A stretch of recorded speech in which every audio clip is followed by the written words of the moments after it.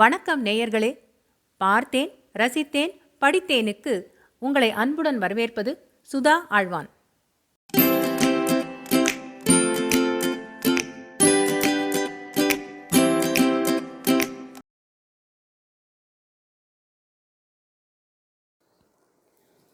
ஒரு புளிய மரத்தின் கதை. அத்தியாயம் 15. புளிய மரம் ஊர்வாயில் விடிந்ததிலிருந்து அஸ்தமனம் வரையிலும் அடிபட்டு கொண்டிருந்த நாட்கள் என் நினைவில் இன்றும் பசுமையாகவே இருக்கின்றன. அந்நாட்களில் ஜனங்கள் இந்த விவகாரத்தில்தான் எத்தனை ஆர்வம் காட்டினார்கள். ஏதோ தங்களுடைய சொந்த குடும்ப விவகாரம் போல அது பற்றி பேசிக்கொண்டார்கள். இரண்டு மாறுபட்ட கோஷ்டிகளின் வெற்றி அல்லது தோல்வியை நிர்ணயிக்கும் காரியமாக புளியமர பிரச்சினை உருவாகிவிட்டது. யாருடைய கட்சி வெற்றி பெறும் என்பதில் ஒவ்வொருவரும் தங்களுடைய ஹேஷ்யங்களை சொல்லிக் கொண்டிருந்தனர். முனிசிபாலிட்டியை பொறுத்தவரையில் இது ஒரு கௌரவ பிரச்சனையாகிவிட்டது. தலைவர் MC ஜோசப்பின் அந்தரங்க நண்பர்களான நகரசபை கவுன்சில் அங்கத்தினர்களும் சரி, முனிசிபல் நிர்வாகத்தில் நீண்ட நாட்கள் அனுபவம் கொண்ட வள்ளிநாயகம் பிள்ளை போன்ற ஊழியர்களும் சரி, எதிர்ப்புக்கு அஞ்சி தீர்மானத்தை நிறைவேற்ற முனிசிபாலிட்டி தவறினால் திறமையான நிர்வாகம் என்பது எதிர்காலத்தில் சாத்தியமற்ற ஒன்றாகிவிடும் என்று அபிப்பிராயப்பட்டனர். புளியமரம் வெட்டப்படுவதற்கு வெளியூர் ஆசாமி ஒருவருக்கு கான்ட்ராக்ட் அளிக்கப்பட்டு விட்டது என்றும், திருவனந்தபுரத்திற்கு போலீசின் உதவி கேட்டு முனிசிபாலிட்டி எழுதியிருக்கிறது என்றும் பதில் கிடைத்த பின்னர்தான் வெட்டுவதற்கான தேதி குறிக்கப்படும் என்றும் சிலர் சொன்னார்கள். இவ்வாறு ஊரில் எல்லோரும் இது பற்றி பேசிக்கொண்டிருந்த நாட்களில் யாருமே எதிர்பாராத காரியம் ஒன்று நிகழ்ந்தது. ஒரு நாள் காலை வேளையில் புளியமர ஜங்ஷன் திமிலோகப்பட்டது. சுற்றி வர கூட்டம். புளியமரம் தெய்வமாகிவிட்டதாம். செய்தி காதில் விழுந்ததும் நானும் நண்பர்களும் புளியமர ஜங்ஷனுக்கு விரைந்து சென்றதும், கூட்டத்தில் இடிபட்டு கொண்டு வெயிலேறி வேர்த்து விறுவிறுப்பது வரை சுய ஞாபகம் அற்றுப்போய் அங்கு நடைபெற்ற காட்சிகளில் மனதை பறிகொடுத்து நின்றதும் இதை எழுதுகையில் எனக்கு நினைவுக்கு வருகின்றன. புளியமர ஜங்ஷனில் நாதசுர இசையும் பாண்டு வாத்தியமும் அமர்க்களப்பட்டது. இது போதாதென்று நையாண்டி மேளம் வேறு. இரவு அகஸ்தீஸ்வரம் அனந்த பத்மநாப பிள்ளையின் வில்லுப்பாட்டும் உண்டு என்று பேசிக்கொண்டார்கள். புளியமரத்தின் முன்னால் அம்மன் கொடை நடந்து கொண்டிருந்தது. மரத்தின் அடிப்பாகத்தில் ஒரு ஆள் உயரத்திற்கு அரளியும் பிச்சியும் தாமரை மொக்குமாக குவிக்கப்பட்டிருந்தன. பூக்களின் அம்பாரத்திற்கு மேல் பக்கம் வட்ட வடிவமாக மரத்தில் சீராக பட்டை உரிக்கப்பட்டிருந்தது. அங்கு அம்மனின் வெள்ளி முகம் பதிக்கப்பட்டிருந்தது. நெற்றியில் குங்குமம் அப்பப்பட்டிருந்தது. கண்களில் பச்சை கற்கள் பிரகாசித்தன. சூரிய ரச்மி பிம்பத்தில் விழுந்து கற்றை கற்றையாய் தெரித்துக் கொண்டிருந்தது. ஊதுவத்தியின் நறுமணம் திசையெல்லாம் கமழ்ந்து கொண்டிருந்தது. எல்லோரும் நெற்றியில் நீலக்கோட்டில் சந்தனம் தீற்றிக் கொண்டிருந்தனர். ஊரிலுள்ள பக்த கோடிகளின் முகங்கள் கூட்டத்தில் ஏகமாய் தெரிந்தன. ஐயப்பன் கோவிலுக்கு மாலை போட்டுக்கொண்ட பக்த கோடிகளுக்கு தலைமை தாங்கிச் செல்லும் பெரிய சாமிகளின் தாடிகள் அநேகம் தெரிந்தன. ஆசிராமம் கணபதி ஐயர் வேத காலத்து ரிஷி மாதிரி நின்று கொண்டிருந்தார். அவர் விக்னேஸ்வரரின் அவதாரம் என்பது ஆஸ்திக விசுவாசம். ஐயப்பன் கோவிலுக்கு செல்லும் மலை பிரதேசத்தில் காட்டானைகள் அட்டகாசத்தோடு வருகிற போது அவருடைய முகத்தை கண்டதும் அவை மண்டியிட்டு துதிக்கை உயர்த்தி வணங்கி வால் காட்டி பின் திரும்பிச் சென்றுவிடும் என்று எத்தனையோ ஐயப்ப பக்தர்கள் என்னிடமே சொல்ல கேட்டிருக்கிறேன். அவர் மரத்தின் முன் கண்களை திறக்காமல் பக்தி பரவசத்துடன் நின்று கொண்டிருந்தார். கூட்டம் சிமெண்ட் ரோட்டின் இரு பக்கங்களிலும் வழிந்து கொண்டிருந்தது. வாகனாதிகள் ஒன்று கூட அந்த வழியாக போக முடியவில்லை. எல்லாம் வடச்சேரியிலிருந்து மணிமேடை வந்ததும் இடது பக்கம் திரும்பி மீனாட்சிபுரம் வழியாக கோட்டாறு சென்றன. புளிய மரத்தை வெட்டுவதற்கு கான்ட்ராக்ட் எடுத்திருந்தவர் தன்னால் அந்த காரியத்தை நிறைவேற்ற ஆகாது என முனிசிபாலிட்டியில் எழுதி கொடுத்துவிட்டு தன் ஊரை பார்க்க போய்விட்டதாக எல்லோரும் சிரிக்க சிரிக்க பேசிக்கொண்டனர். அன்று மாலை புளியமரத்தடியில் இந்து மத தர்ம பரிபாலன கூட்டம் நடைபெற்றது. பல அறிஞர்கள் பேசினர். சில சாமியார்களும் பேசினர். கம்பராமாயணம் அனந்தன் பிள்ளை தலைமையில் அங்கு பேசிய தாமு, முஸ்லிம்களிடமிருந்தும் கிறிஸ்துவர்களிடமிருந்தும் இந்து மதத்தையும் இந்து கடவுள்களையும் காப்பாற்ற வீரமிகுந்த ஒரு இளைஞர் படையையே தான் உருவாக்கப் போவதாக சொன்னான். இந்துக்களின் மத உணர்ச்சியை புண்படுத்தாமல் ஒதுங்கிவிடுவதே முஸ்லிம்களும் கிறிஸ்துவர்களும் செய்ய வேண்டிய காரியம் என்றும், அதற்கு மாறாக அவர்கள் நடந்து கொண்டால் மாதா கோயில்களும் மசூதிகளும் ஊருக்குள் எந்த எந்த இடத்தில் இருக்கின்றன என்பது இந்துக்கள் அறியாத ஒன்றல்ல என்றும், பலாத்கார நடவடிக்கைகளில் விருப்பமில்லாத இந்துக்களை பலாத்காரத்தில் ஈடுபடும்படி நிர்பந்தப்படுத்திவிடக் கூடாது என்றும் தாமு அந்த கூட்டத்தில் பேசினான். தாமு மீண்டும் வெற்றி பெற்றுவிட்டான் என்று எல்லோரும் சொல்ல ஆரம்பித்தனர். தாமுவின் சாமர்த்தியத்தையும் தந்திரத்தையும் பாராட்டி ஊரார் பேசிய பேச்சுக்கள் காதர் காதில் நாராசமாய் விழுந்தன.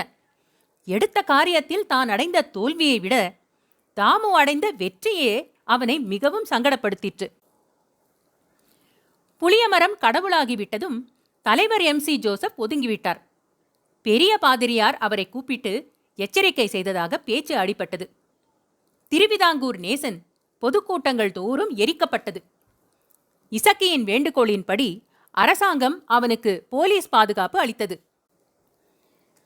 திருவிதாங்கூர் நேசன் அலுவலகத்திற்கு முன்னால் இரவும் பகலும் போலீஸ் காவல் நின்றது.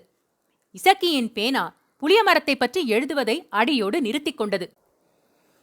அவன் டங்கர் அடித்து விட்டான் என்பது தெள்ளத் தெளிவாக தெரியாதிருக்கும் பொருட்டு மரத்தை வெட்டுவதற்கு ஆதரவாகவும் எதிராகவும் எழுதப்பட்டுள்ள கடிதங்களை அவ்வப்போது வெளியிட்டு வந்தான்.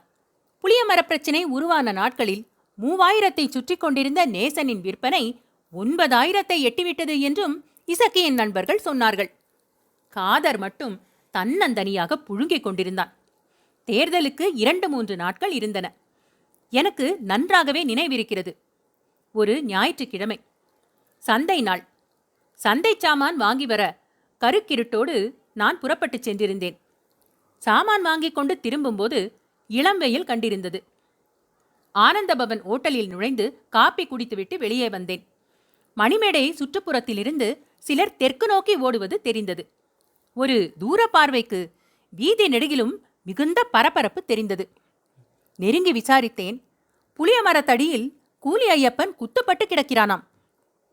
படபடவென்று ஓட்டலுக்கு திரும்பி காய்கறி பையை அங்கே வைத்துவிட்டு புளியமர ஜங்ஷன் நோக்கி விரைந்தேன். மரத்தை சுற்றி கூட்டம் வளையமாகவே உருவாகியிருந்தது. பின்பக்கத்திலிருந்து ஆட்கள் புகுந்து நெரிசலில் உள்ளே நுழைந்து செல்ல பிரயாசைப்பட்டுக் கொண்டிருந்தனர். நான் சென்று சேர்வதற்குள் கூலி ஐயப்பன் அகற்றப்பட்டிருந்தான். சிலர் அவன் அரசாங்க ஆஸ்பத்திரியில்தான் இறந்தான் என்றும், போலீஸ் வாக்குமூலம் அளித்த பின்னர்தான் ஆவி பிரிந்தது என்றும் சொன்னார்கள். சிலர் அவன் உயிர் ஊசலாடிக் கொண்டிருக்கிறது என்று சொன்னார்கள். புளியமரத்தடியில் ரத்தம் கட்டி கட்டியாய் உறைந்து கிடந்தது. தலையை தூக்கி அம்மனுடைய வெள்ளி முகத்தையும் அப்போது என்னால் பார்க்காமல் இருக்க முடியவில்லை. அம்மனுடைய பச்சை கண்கள் இமை தாழ்த்தி அந்த இரத்தத்தையே பார்த்து கொண்டிருப்பது மாதிரி எனக்கு தோன்றிற்று. கூலி ஐயப்பன் யாரால் குத்தப்பட்டிருப்பான் என்பதை ஒருவராலும் துல்லியமாக அனுமானிக்க முடியவில்லை. ஏதேதோ சொன்னார்கள். ஸ்திரீ விஷயம்தான் காரணமாக இருக்கும் என்று சொன்னார்கள். ரகசிய நோய்களுக்கு அவன் மருந்து சாப்பிட்டு வந்த விஷயம் தனக்கு தெரிய நேர்ந்ததை ஒருவர் சவிஸ்தாரமாக மற்றொருவரிடம் அளந்து கொண்டிருந்தார். கூலி ஐயப்பனை குத்திய குற்றவாளி தப்பித்துக் கொண்டு ஓடிவிடவில்லை என்றும், அவன் நேராக போலீஸ் ஸ்டேஷனுக்கு சென்று சரணடைந்து விட்டான் என்றும், அவன் கொடுத்த தகவலின் பேரில்தான் போலீஸ் ஸ்தலத்திற்கு விரைந்து உயிர் பிரியும் தருவாயில் இருந்த கூலி ஐயப்பனை ஆஸ்பத்திரிக்கு அழைத்துச் சென்றது என்றும் சொன்னார்கள். சிலர் புளியமரத்திலிருந்து அரசாங்க ஆஸ்பத்திரியை நோக்கி வெகு வேகமாக சென்று கொண்டிருந்தனர். நான் ஓட்டலுக்கு சென்று பையை எடுத்துக்கொண்டு வீட்டுக்கு திரும்பினேன். குளித்து காலை உணவை முடித்துக்கொண்டு சைக்கிளில் ஏறி போலீஸ் ஸ்டேஷன், அரசாங்க ஆஸ்பத்திரி, நேசன் அலுவலகம், தாமு காதர் போட்டியிடும் 13ஆம் நம்பர் தொகுதி, இப்படியாக ஒரு சுற்றிய பின்னர்தான் எனக்கு நடந்த விஷயங்கள் என்ன என்பதே தெரிய வந்தன. அன்று இரவு காதர், தாமு இருவருமே கைது செய்யப்பட்டனர். மறுநாள் காலை வெளிவந்த திருவிதாங்கூர் நேசனிலும் இச்செய்தி வெளியிடப்பட்டு ஊர்ஜிதமாயிற்று. காதர் போலீசுக்கு அளித்திருந்த வாக்குமூலத்தின் ஒரு பகுதியும் பத்திரிகையில் வெளியாகியிருந்தது. புளியமரத்தடியில் கூலி ஐயப்பன் குத்தப்படுவதற்கு வெகு நாட்கள் முன்னரே அவன் தன்னிடம் வந்து சேர்ந்து விட்டான் என்றும், அவனை தன் வீட்டில் ரகசியமாக வைத்து தான் காப்பாற்றி வந்ததாகவும், தாமு பேரில் தனக்குள்ள வஞ்சத்தை தக்க தருணத்தில் தீர்த்து கொள்ள அவனை ஒரு கருவியாக உபயோகப்படுத்திக் கொள்ளும் உத்தேசத்துடனேயே அவனுக்கு அடைக்கலம் கொடுத்ததாகவும் காதர் கோர்ட்டில் சொன்னதாக தினசரிகளில் வெளியாகியிருந்த செய்தி எல்லோரையும் மிகுந்த ஆச்சரியத்தில் ஆழ்த்திற்று. போலீசுக்கு பயந்து ஊரை விட்டு ஓடிய கூலியையப்பன் வெகு நாட்கள் தலைமறைவாய் சுற்றி கொண்டிருந்தான். கையில் பணம் கட்டைப்பட்ட போதெல்லாம் நேராக ஊருக்கு வந்து நடுநிசியில் தாமுவின் வீட்டுக் கதவை தட்டுவானவன். ஆரம்பத்தில் தாமுவும் சுணக்கமின்றி 100, 200 என்று அவன் கேட்ட தொகையெல்லாம் கொடுத்து கொண்டேதான் வந்தான். போக போக அவன் அடிக்கடி வந்து பணம் கேட்பது தாமுவுக்கு அவன் பேரில் மிகுந்த வெறுப்பு ஏற்பட காரணமாக அமைந்தது. ஐயப்பன் எதிர்பார்த்த தொகையும் ஒரு தடவைக்கு மறுதடவை மேலே போய்க் கொண்டிருந்தது. அவனுடைய பேச்சும் ஒரு கோரிக்கை போலவோ தயவை எதிர்பார்ப்பது போலவோ இல்லாமல் உத்தரவின் தோரணையுடன் வெளிப்பட ஆரம்பித்தது. அவன் வந்து நின்றதுமே தாமுவுக்கு உள்ளூர எரிச்சல் மண்டும். அதை வெளியே காட்டிக்கொள்ளாமல் அமுக்கிக் கொள்வான். காதர் கடை போர்டு உடைப்பட்டது சம்பந்தமாக கோர்ட்டில் வழக்கு நடந்து கொண்டிருந்த சமயம் அது. அந்த சந்தர்ப்பத்தில் ஐயப்பனுடன் முறைத்து கொண்டால் அவசியமில்லாத சங்கடங்களில் தன்னை மாட்டிவிடுவானோ என பயந்தான் தாமு. தொகையை மட்டும் ஒவ்வொரு தடவையும் அவன் கேட்பதிலிருந்து சற்று குறைவாக தந்து அனுப்பி வைத்துக் கொண்டிருந்தான். கடைசியில் வழக்கு நிரூபணம் ஆகாமல் தள்ளப்பட்டது. இதில் தாமுவுக்கு ஏற்பட்ட முதல் சந்தோஷம் கூலி ஐயப்பனுக்கு அழுது கொண்டிருக்கும் தண்டத்திற்கு ஒரு விடிவு பிறந்துவிட்டது என்பது ஆகும். மறுதடவை கூலி ஐயப்பன் தாமுவை தேடி வந்தபோது தாமு, ஐயப்பா, இனி நீ ஒரு வேலை வெட்டிய பார்த்தா என்ன என்றான். வருஷத்திலே 2 தடவை ஜெயிலுக்கு போய்கிட்டு இருந்தா எந்த பய வேலைக்கு வச்சுக்கிடுவான்? முயற்சி பண்ணி பார்க்கணும் டே. பிரயோஜனப்பட்டுக்கிடாது தேடி பார்த்தாலும். முன்னக்கூட்டி அப்படி நினச்சிக்கிட்டா எப்படி? ஏன், நீங்க தான் போட்டு தாருங்களேன். நினைச்சா முடியாத காரியமா? தாமு மௌனமாக நின்றான். பார்த்தேளா, இந்த கதைதாலா அடுத்தவங்கிட்டையும்? தாமு பதில் சொல்லவில்லை. உங்க மாதிரி கூட்டாளிக பேச்சை கேட்டு நான் கெட்டு போயிட்டேன். காரியம் கழிஞ்சதும் கறிவேப்பிலைய தூக்கி போடுறதால ஒதுக்கி போடுறாங்க. ஆனா ஐயப்பனின் குரலும் முகமும் மாறும் தோரணையை உணர்ந்து அவன் பேச்சை முடிப்பதற்கு முன்னாலேயே தாமு அந்த இடத்தை விட்டு அகன்று வீட்டிற்குள் சென்றான். தாமு திரும்பி வரும்போது அவன் கையில் ஒரு கவர் இருந்தது. இந்தாப்பா, உனக்கு இந்த தவா. நான் கொஞ்சம் ஜாஸ்தியாவே பணம் தாரேன். பூராவையும் குடிச்சு தீர்த்து போடாதே. எங்கேயாவது ஒரு நல்ல ஊராய் பார்த்து ஒரு கடைகிட வச்சு ஒழுங்கா பொழைக்கிறதுக்கு வழியப்பாரு. அடுத்தவன் தந்து ஒருத்தனுக்கு நிறையாது என்று சொன்னான். கூலி ஐயப்பன் பதில் எதுவும் பேசாமல் அந்த பணத்தை வாங்கிக் கொண்டு சென்றான். அதன் பின் முழுசாக 2 மாதங்கள் கூட ஆகவில்லை. ஒரு நாள் தேர்தல் வேலை முடிந்து மிகுந்த களைப்புடன் வீடு திரும்பிய தாமு படுத்து அப்போதுதான் கண்ணயர்ந்திருந்தான். வாசல் கதவு தட்டப்படும் ஓசை கேட்டது. கதவு திறந்தபோது கூலி ஐயப்பன் நின்று கொண்டிருந்தான். நாயே, வெளியே போடா என்று கத்தினான் தாமு. கூலி ஐயப்பன் ஒரு கணம் அப்படியே தன் விழிகளை கொட்டாமல் தாமுவின் கண்களையே பார்த்து கொண்டிருந்தான். அவன் விழிகள் சிவந்தன. நெற்றியில் நரம்புகள் புடைத்தன. கல்லாய் அவன் நின்றிருந்த போதே அவனுடைய உதடுகளில் ஒரு இளமுறுவல் நெளிந்தது. அவன் சட்டென்று தனது தலையை திருப்பி விறுவிறுவென்று நடந்து வெளியே சென்றான். 2 நாட்கள் ஊருக்குள்ளேயே சுற்றி அலைந்து கொண்டிருந்தான் ஐயப்பன். ஆங்காங்கு தேர்தல் செய்திகளும் புளியமரம் சம்பந்தமான சண்டை சச்சரவுகளும் அவன் காதில் விழுந்தன. புளியமரத்தை தெய்வமாக்கிவிட்டதன் மூலம் தாமு வெற்றி களிப்பில் ஆழ்ந்து கிடக்கிறான் என்ற உண்மையையும் அவனால் உணர முடிந்தது. கூலி ஐயப்பனின் மூளை வேலை செய்தது.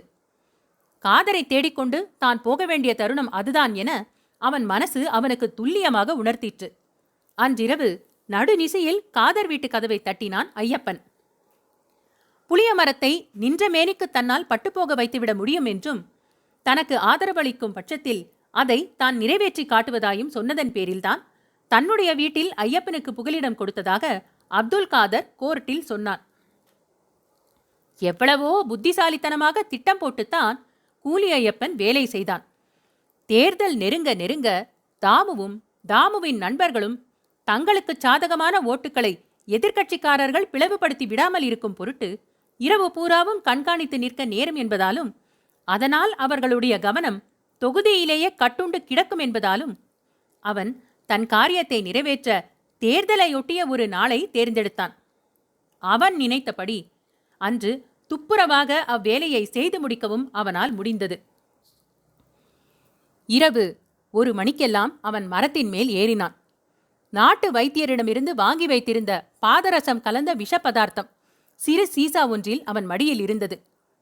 தாய்த்தடியிலிருந்து கிளைகள் வெடித்துச் செல்லும் இடத்தில் அவன் கத்தியால் ஒரு பள்ளம் தோண்டினான். மருந்தை குழிவாயில் ஊற்றிவிட்டு வாழை இலையில் மடக்கி வைத்திருந்த சாணியை வைத்து குழி மேல் அப்பினான்.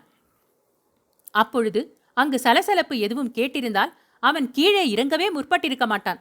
ஆனால் விபரீதமாக அவன் பாதி மரம் இறங்கியிருந்த போது அவன் முகத்தில் பளீரென்று வெளிச்சம் விழுந்தது. கீழே குதித்து ஓட முயன்றான் அவன். ஆனால் அதற்குள் 3 பேராக ஏறி விழுந்து அவனை ஒரே அமுக்காய் அமுக்கினர். கூலி ஐயப்பன் தன் மடியிலிருந்த பேனா கத்தியை எடுத்து அவர்கள் தலைக்கு மேல் ஓங்கினான்.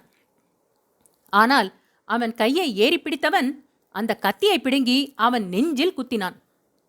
குத்து மிகச் சிறிய காயத்தை தான் ஏற்படுத்தியிருந்தது. ஆனால் அந்த குத்து இருதய நாளத்தில் பட்டுவிட்டதால் அவன் உயிர் துறக்க நேர்ந்துவிட்டது என்று அரசாங்க ஆஸ்பத்திரி டாக்டர்கள் சொன்னார்கள். கண் விழித்து வேலை செய்யும் தேர்தல் ஊழியர்களுக்கு டீயும் பலகாரமும் வாங்கி வரும் பொருட்டு தாமுதான் 3 தேர்தல் ஊழியர்களை சைக்கிளில் அனுப்பி வைத்திருந்தான். அவர்கள் மணிமேடைக்கு வந்து அவசியமான பண்டங்களை வாங்கிக் கொண்டு வரும் வழியில்தான் கூலி ஐயப்பன் மரத்திலிருந்து இறங்கி வரும் காட்சி அவர்களுடைய பார்வையில் விழுந்தது. கூலி ஐயப்பன் குத்துப்பட்டு இறந்த செய்தியும் இறப்பதற்கு முன் அவன் அளித்த மரண வாக்குமூலத்தில் மரத்திற்கு அவன் நஞ்சூட்டிய விபரமும் தினசரிகளில் வெளியான போது 100கணக்கானவர்கள் மரத்தடியில் கூடினர். பக்தர்கள் நாட்டு வைத்தியர்களை கூட்டிக் கொண்டு வந்து புளிய மரத்தில் கலந்துவிட்ட விஷத்தை முறிப்பதற்காக பல அவசர சிகிச்சைகளை அளித்து பார்த்தார்கள். ஏராளமான பக்தர்கள் அங்கேயே நின்று கொண்டிருந்தார்கள். முதல் நாள் பகல் வேளையில் மரத்தில் எவ்வித மாற்றமும் புலப்படவில்லை. இரவு நிகழ்ந்த மாறுதல்களை ஜனங்களால் காலையில்தான் தெளிவாக உணர முடிந்தது. இலைகள் ஏராளமாய் உதிர்ந்திருந்தன. தாழ்ந்த கிளைகள் இடைவெளி காட்டி செறிவிழந்து நின்றன. 2-3 நாட்களுக்குள் சல்லி கிளைகள் கூட இலைகள் இழந்து மரம் சர்வ மொட்டையாகிவிட்டது. வைத்தியர் ஒருவர் 4ஆம் நாள் வந்து தாய்த்தடியில் பட்டை உரித்து பார்த்தார். பால் வடியவில்லை. மரம் பட்டுவிட்டது என்றார் அவர். அந்த சந்தர்ப்பத்தில் மரத்தை சுற்றி 500 பேர் நின்று கொண்டிருந்தனர். மரம் பட்டுப்போய்விட்டது என்பதை வைத்தியர் உறுதிப்படுத்தியதும் ஒரு வயோதிக பக்தர் தெய்வ சன்னதம் வந்தது போல் ஆவேசமடைந்து காதர் கடையை நோக்கி ஓடி கீழே இருந்து பிடி மண்ணை அள்ளி ஏதேதோ கத்தியபடி சாத்தியிருந்த கடைக்கதவுகள் மேலே வீசினார். அதைத் தொடர்ந்து சாத்தியிருந்த கதவுகள் மீது தொப் தொப் என்று கற்கள் வந்து விழுந்தன. கூட்டம் ஒன்று சேர கடை முன்னால் கூடி பலகைகள் உடைத்து கடைக்குள் புகுந்து வம்சம் செய்தது. கடைக்கு தீயும் வைக்கப்பட்டது. ஆனால் விரைவிலேயே போலீசும் தீயணைக்கும் படையினரும் அந்த இடத்திற்கு வந்துவிட்டதால் அதிக சேதம் ஏற்படவில்லை. போலீஸ் மீண்டும் மீண்டும் எச்சரிக்கை செய்தும் கூட்டம் கலையாததால் தடியடி பிரயோகம் மட்டும் செய்ய நேர்ந்தது. இதைத் தொடர்ந்து ஆங்காங்கு ஊரில் சில கைகலப்புகள் நிகழ்ந்தன. கோட்டாற்றில் சில முஸ்லிம்கள் தாக்கப்பட்டதாக செய்தி வந்தது. பெரிய தோதில் ஒரு மதக்கலவரம் உருவாகலாம் என அனுமானிப்பதற்கு அவசியமான செய்திகள் காதில் விழுந்த வண்ணமாக இருந்தன. அரசாங்கம் ஊரடங்கு சட்டம் பிறப்பித்தது. இச்சட்டம் அமுலுக்கு வந்த அன்று இரவு மாணவர் கோஷ்டி ஒன்று திருவிதாங்கூர் நேசன் காரியாலயத்தை தாக்கிவிட்டது. அப்போது இசக்கி சிகை அலங்கார கடைக்கு சென்றிருந்தான். நல்ல வேளை அடிபடாமல் தப்பினான் அவன். அந்த வாரங்களில் போலீஸ் வேன்கள் நிமிஷத்திற்கு ஒரு தரம் தெருவழியே பேரிரைச்சலுடன் சென்று கொண்டிருந்தன. ஜங்ஷன்களில் குண்டாந்தடி ஏந்திய சிப்பாய்களையும் காண முடிந்தது. கிட்டத்தட்ட 2 வாரங்களுக்கு பின்னர்தான் ஊரில் சகஜ நிலைமை ஏற்பட்டது. முச்சந்தி புளியமரம் காய்ந்து கருகி நின்று கொண்டிருந்தது. அழிந்து போய்விட்டது அது. அதன் சடலம்தான் அகற்றப்படாமல் நின்று கொண்டிருந்தது. எந்த நிமிஷத்திலும் ஒரு கோடாலிக்காரன் வந்து யாருடைய கவனத்தையும் கவராமல் அதை அகற்றும் காரியத்தை நிறைவேற்றிவிடலாம். இப்பொழுது அது மரம் அல்ல, தெய்வமும் அல்ல, பிணம்தான். ஆடிக்காற்று ஆரம்பமாகிவிட்ட நாட்கள். உயிர் துறந்த பின்னரும் அசட்டுத்தனமாய் ஆடிக்கொண்டுதான் நிற்கிறது புளிய மரம். பார்க்கத்தான் பரிதாபமாக இருக்கிறது. அருவருப்பாக கூட இருக்கிறது அதன் தோற்றம். அந்த இடம் எந்த நிமிஷத்திலும் சூன்யமாகிவிடலாம். சூரிய ஒளி அந்த இடத்தில் பட்டு சர்வ சுதந்திரமாய் விளையாடி எத்தனை ஆண்டுகளாகிவிட்டன? 50 வருடங்களாகி இருக்கலாம். இன்னும் அதிகமாக கூட இருக்கலாம். ஒளியை நிழலாகவும் வெப்பத்தை தட்பமாகவும் மாற்றிக்கொண்டிருந்த பனி ஓய்ந்துவிட்டது. எத்தனையோ ஆடி மாதங்களை தாண்டி வந்துவிட்ட மரம் அது. அதன் மேல் அடித்திருக்கும் வெயிலுக்கும் கொட்டியிருக்கும் மழைக்கும் விடவிடக்க அடித்திருக்கும் வாடைக்கும் ஆடி குலைத்திருக்கும் காற்றுக்கும் கணக்கு வழக்கு ஏது?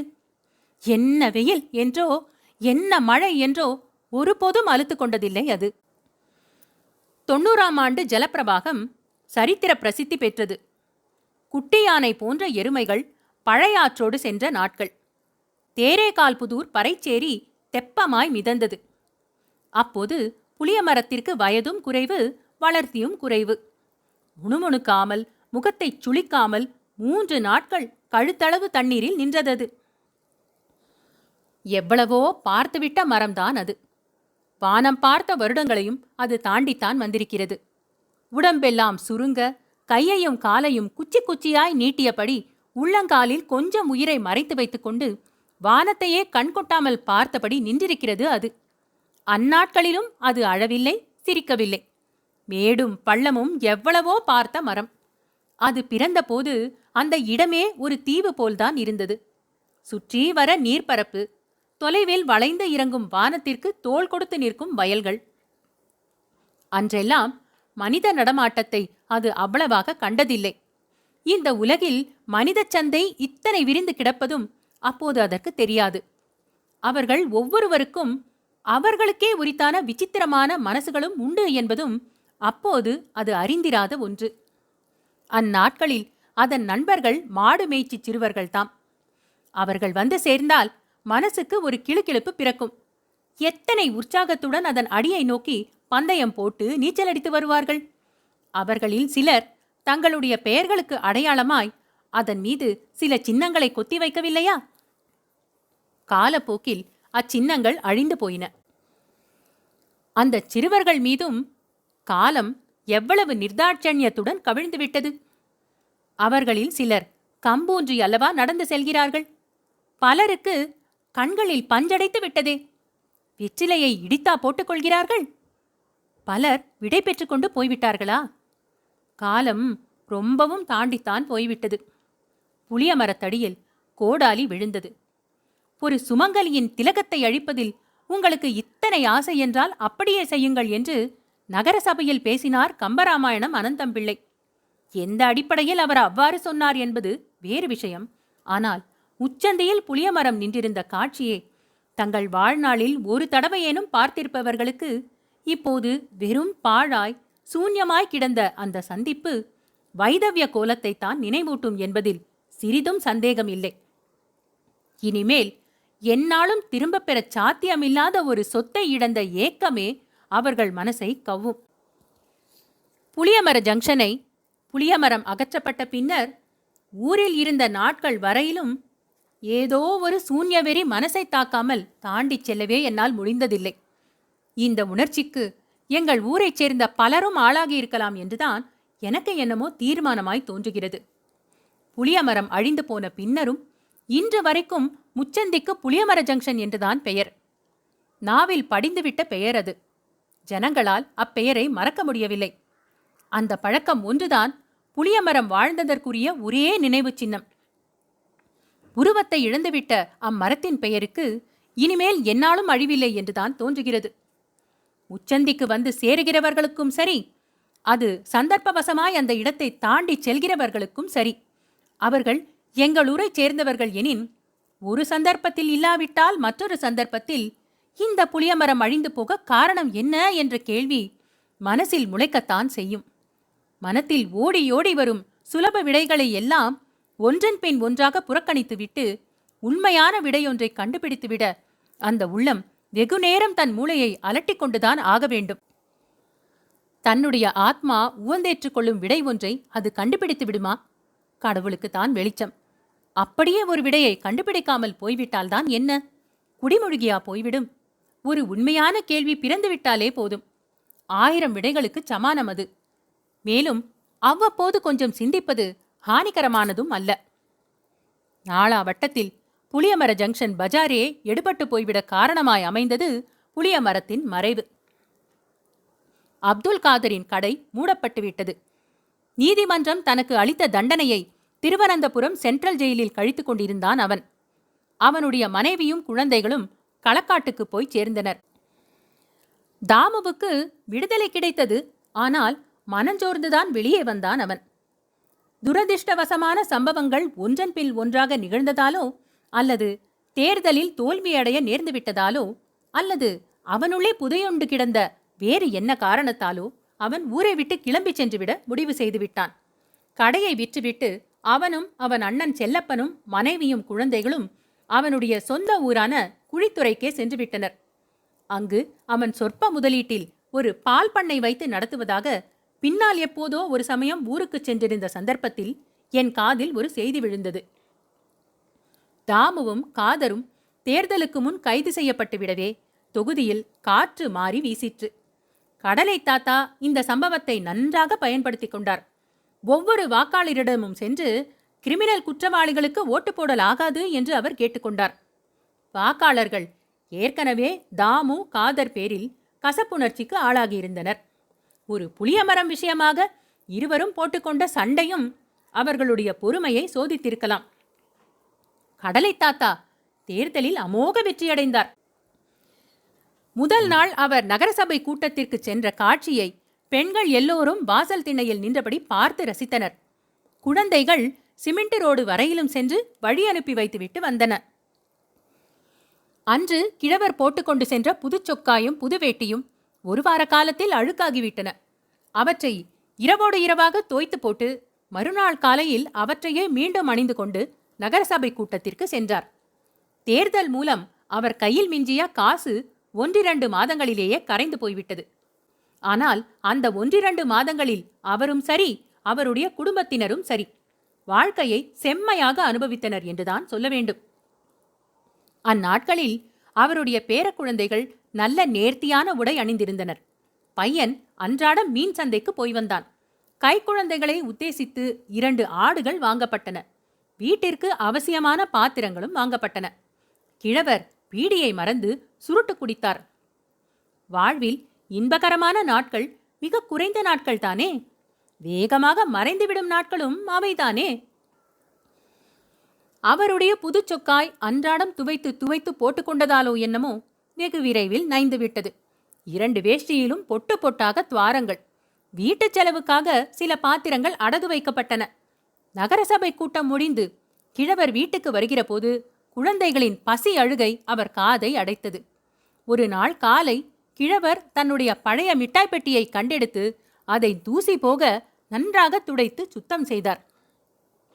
மறுநாள் காலை சட்டை அணியாத வெற்று உடம்புடனும் இடது கையில் மணியுடனும் முண்டாசு சுற்றிய தலைமீது மிட்டாய் பெட்டியுடனும் அவர் குர்ரான் பள்ளிக்கூட வாசலை அடைந்தபோது, கடலத்தாத்த வந்துட்டாருடோய் என்று கத்திக்கொண்டே குழந்தைகள் அவரை வட்டமாக சூழ்ந்து கொண்டன. கடலை தாத்தா குழந்தைகள் முகத்தையெல்லாம் பார்த்து வெறித்தார். அவர் முகம் மலர்ந்தது. அவர் கண்கள் கலங்கின. அத்தியாயம் 15 நிறைவுற்றது. ஒரு புளிய மரத்தின் கதையும் நிறைவுற்றது. இந்த கதையில் ஆரம்பத்திலிருந்து என்னுடன் பயணித்த அத்தனை நேயர்களுக்கும் மிக்க நன்றி. அன்பான நேயர்களே, இது போன்ற மேலும் சுவையான கதைகள் மற்றும் கட்டுரைகள் கேட்க பார்த்தேன், ரசித்தேன், படித்தேன் எங்கள் சேனலுக்கு சப்ஸ்கிரைப் செய்யுங்கள். பொன்னியின் செல்வன், சிவகாமியின் சபதம், பார்த்திபன் கனவு போன்றவை பிளேலிஸ்டுகளாக வரிசைப்படுத்தப்பட்டிருக்கின்றன. ஏனைய பிற கதைகளையும் நீங்கள் கேட்டு மகிழலாம். தமிழ் கதைகள் கேட்க ஆர்வம் உள்ள உங்கள் குடும்பத்தார் மற்றும் நண்பர்களிடம் பகிருங்கள். மிக்க நன்றி.